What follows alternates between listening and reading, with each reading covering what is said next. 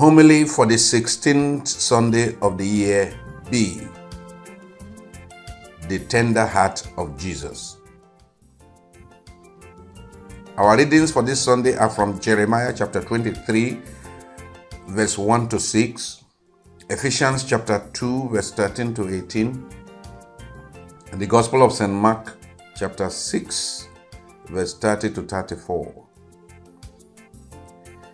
In our first reading, Prophet Jeremiah indicts the leaders of Israel who failed to care for the people over whom they were placed as leaders, but who allowed their sheep to scatter, to go astray, and to be plundered by wild animals.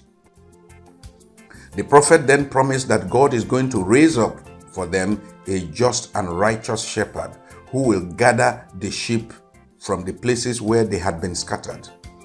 Under his care, the sheep will be secure, and they shall increase and multiply.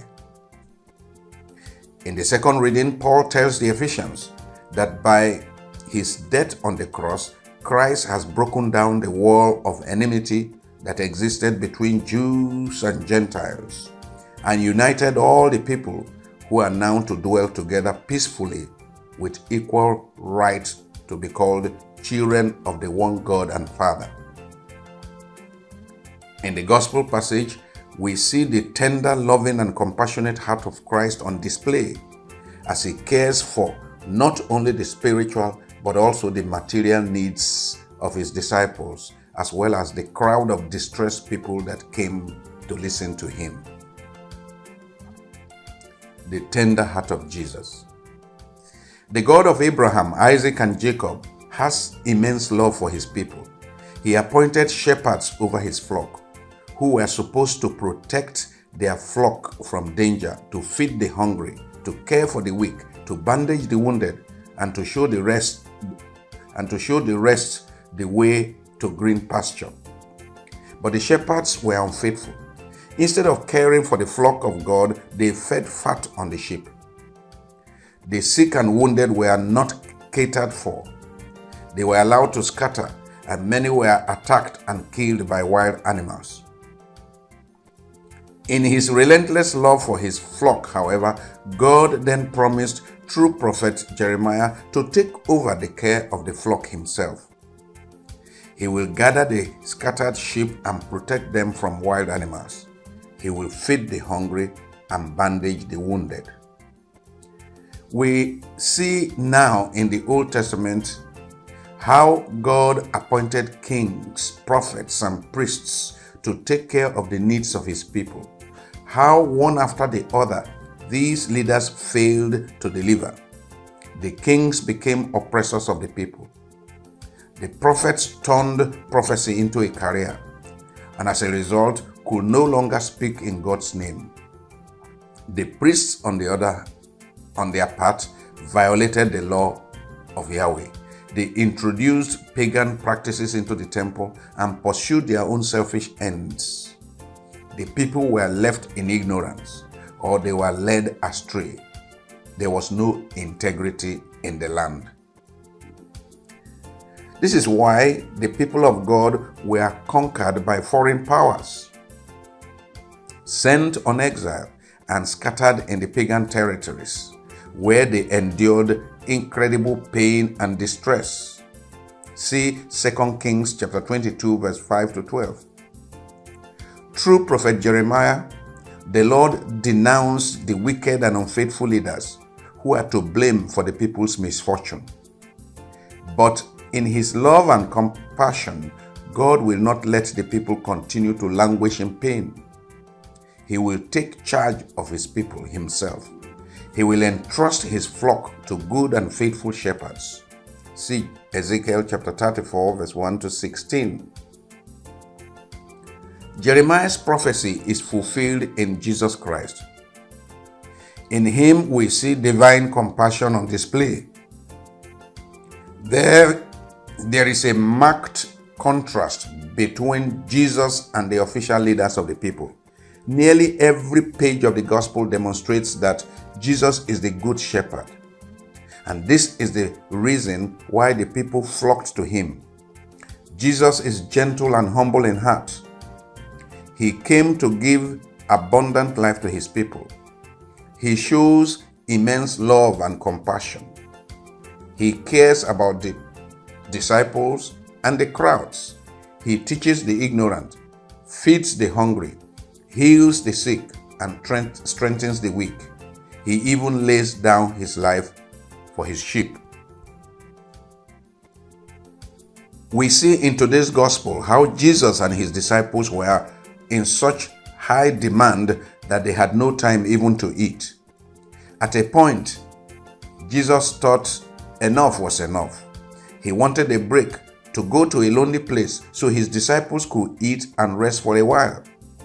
So they set out on a boat, but the crowds got to know where they were headed and soon overtook them. When Jesus saw the crowd coming after him, he noticed that they were distressed and dejected, like sheep without shepherd, as the official leaders had no time for them. He was moved with pity, and he put aside his plans for some rest. He then set out to teach them at some length. The needs of the people took priority, attention for him. What comes out clearly in this incident is Jesus' passionate commitment to the welfare of his distressed people, and his compassion for the needy who came to him. At the sight of a large crowd of needy people, Jesus' heart collapsed, as it were. He saw those yearning for the word of God, those tormented by Satan, those abandoned to darkness. He saw those in pain and the distress of illness and disease. He saw those oppressed by harsh economic and political circumstances, and he was moved with pity. Jesus went on to instruct them, to nourish them, to calm their fears, and to heal them of their ailments. At the end of 3 long days of activity, he called his disciples to him and said, "I feel sorry for all these people. They have been with me for 3 days now and have had nothing to eat. I do not want to send them off hungry, or they might collapse on the way." He broke the bread and began handing them to his disciples, who gave them to the crowds. They all ate as much as they wanted. See Matthew 15:32-39. We recall the story of the adulterous woman who was brought to Jesus in John chapter 8, verse 1-11. When the accusers of the woman persisted with their question regarding the requirement of the law to stone her to death, Jesus said to them, "Let the one among you who is guiltless be the first to throw a stone at her." Then he bent down and wrote on the ground. When he straightened up, he said, "Woman, where are they? Has no one condemned you?" She answered, "No one, sir." Then Jesus said to her, "Neither do I condemn you. Go away and do not sin again." In Matthew 11:28-30, Jesus invites all who have suffered and are heavy laden to come to him and find their rest. "Take my yoke upon you and learn from me," he said, "for I am gentle and humble in heart, and you will find rest for your souls. For my yoke is easy and my burden is light." Jesus is the model and the exemplar of good, compassionate, self-sacrificing leadership, a leadership that is visionary, purposeful, and empowering.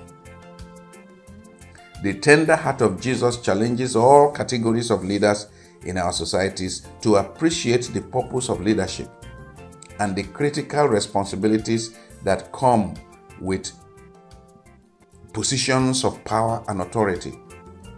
The tender heart of Jesus challenges us Christians in positions of authority to demonstrate to everyone around them that leadership is about service and sacrifice for the common good. Leadership is not an exercise in self-aggrandizement or an opportunity for self-enrichment. God bless you.